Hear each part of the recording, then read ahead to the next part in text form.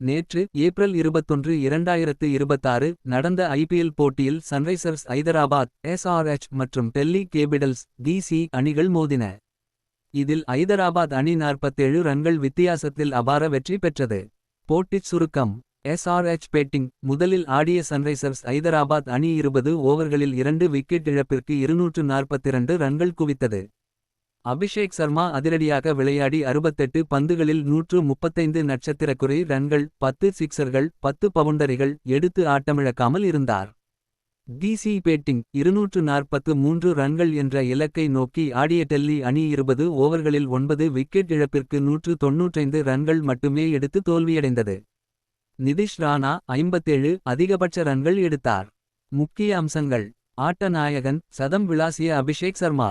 சிறந்த பந்துவீச்சு. ஐதராபாத் தரப்பில் ஈஷன் மலிங்கா 4 விக்கெட்டுகளையும் ஹர்ஷ் துபே 3 விக்கெட்டுகளையும் வீழ்த்தினர்.